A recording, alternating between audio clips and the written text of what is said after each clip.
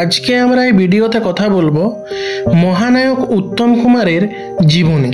তার শিল্পী জীবন কেমন ছিল, তার পারিবারিক জীবন কেমন ছিল এবং তার নিজস্ব জীবন কেমন ছিল। চলুন আজকে সমস্ত কিছু বর্ণনা করব আমরা এই ভিডিওর মাধ্যমে। চলুন তাহলে আর বেশি দেরি না করে জানা যাক। সৌমিত্র চট্টোপাধ্যায় উত্তম কুমারের হাসিকে প্রশংসা করে বলেছিলেন যে তোমার এক হাসিতেই দৃশ্যে ম্যাজিক চলে আসে।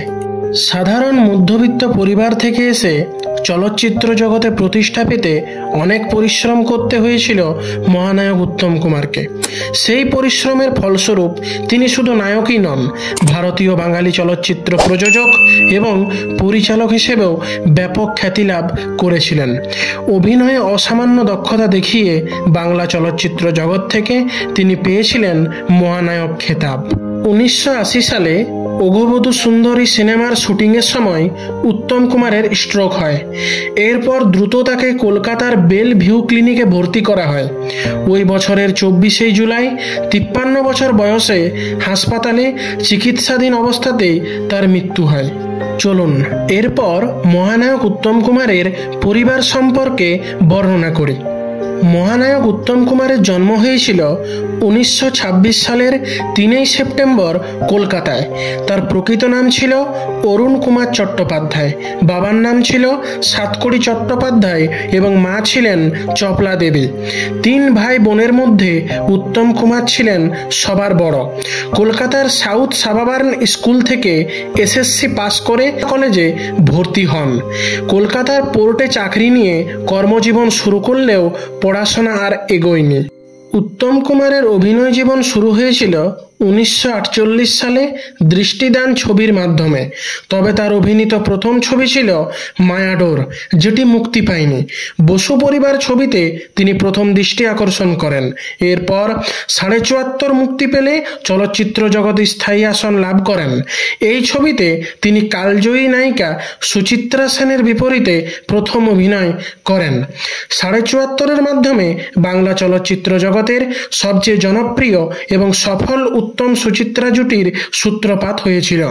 50 ও 60-এর দশকে এই জুটি ব্যবসায়িকভাবে সফল এবং প্রশংসিত কয়েকটি চলচ্চিত্রে মুখ্য ভূমিকায় একসঙ্গে অভিনয় করেছিলেন, যেগুলোর মধ্যে ছিল হারানো সুর, পথে হলো দেরি, সপ্তপদী, চাওয়া পাওয়া, বিপাশা, জীবন তৃষ্ণা এবং সাগরিকা অন্যতম।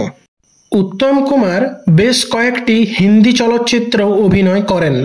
সেগুলোর মধ্যে ছোটি সি মুলাকাত, অমানুষ এবং আনন্দ আশ্রম অন্যতম।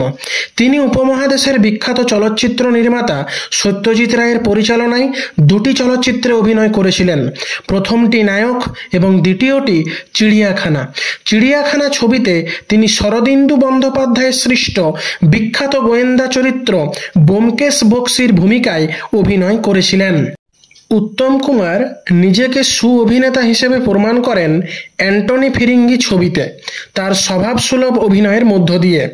এই ছবিতে তিনি তার পরিচিত ইমেজ থেকে সরে আসার চেষ্টা করেছিলেন, এতে সফলও হয়েছিলেন।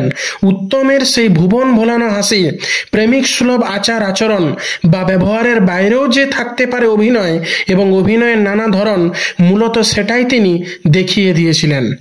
1967 সালে অ্যান্টনি ফিরিঙ্গি ও চিড়িয়াখানা ছবি দুটির জন্য জাতীয় পুরস্কার পেয়েছিলেন উত্তম কুমার। সে সময় এই পুরস্কারের নাম ছিল ভরত। অবশ্য এর আগে 1957 সালে অজয় কর পরিচালিত হারানো সুর ছবিতে অভিনয় করে তিনি সমগ্র ভারত জুড়ে প্রশংসিত হয়েছিলেন। সে বছর হারানো সুর পেয়েছিল রাষ্ট্রপতির সার্টিফিকেট অফ মেরিট।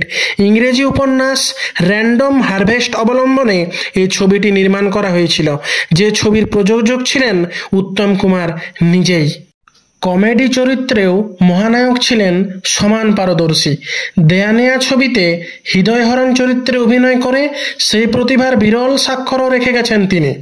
রোমান্টিক নায়ক ছাড়াও অন্যান্য চরিত্রেও তিনি ছিলেন অবিস্মরণীয় ব্যক্তিত্ব। এমনকি সঙ্গীতের প্রতিও ছিল তার অসীম ভালোবাসা ও আগ্রহ। ছবির গান রেকর্ডিংয়ের সময় শিল্পীর পাশে বসে তার অনুভূতি উপলব্ধি করার চেষ্টা করতেন তিনি। এর ফলে গানের সঙ্গে পর্দায় ঠোঁট মেলানো তার পক্ষে খুবই সহজ হতো। উত্তম কুমারের ব্যক্তিজীবন ছিল তার সিনেমার গল্পের চেয়েও বৈচিত্র্যময়। তিনি গৌরী দেবীকে বিয়ে করেন। তাদের একমাত্র সন্তান গৌতম চট্টোপাধ্যায় মাত্র 53 বছর বয়সে ক্যান্সারে মারা যান। গৌরব চট্টোপাধ্যায় উত্তম কুমারের একমাত্র নাতি, যিনি বর্তমানে টলিউডের জনপ্রিয় অভিনেতা। 1963 সালে উত্তম কুমার তার পরিবার ছেড়ে চলে যান। মৃত্যুর আগে পর্যন্ত মহানায়ক দীর্ঘ 17 বছর তৎকালীন জনপ্রিয় অভিনেত্রী সুপ্রিয়া দেবীর সঙ্গে বসবাস করেন। উত্তম কুমারকে ভালোবাসতেন তার আরেক নায়িকা, যার নাম সাবিত্রী চট্টোপাধ্যায়, যার বয়স বর্তমানে 88 বছর। এই বয়সেও সাবিত্রী এখনও অবিবাহিত, শুধুমাত্র উত্তম কুমারের জন্য। ভিডিওটি আপনাদের কেমন লাগলো এবং মহানায়ক উত্তম কুমারের জীবনের সম্পর্কে নানা রকম অজানা তথ্য জেনে আপনাদের কেমন লাগলো তা অবশ্যই নিজের মূল্যবান মতামত কমেন্টে জানাতে ভুলবেন না কিন্তু। এবং পরবর্তীতে আপনারা কার সম্বন্ধে এই রকম বিভিন্ন অজানা তথ্য জানতে চান সেটিও অবশ্য আমাদের কমেন্টের মধ্যে লিখে জানাবেন। ধন্যবাদ। এই পর্যন্তই ছিল আজকের আমাদের এই ভিডিও। এই রকম ভিডিও দেখতে হলে আমাদের চ্যানেলকে আজই সাবস্ক্রাইব করুন এবং জানতে থাকুন নানা রকম অজানা তথ্য সম্পর্কে।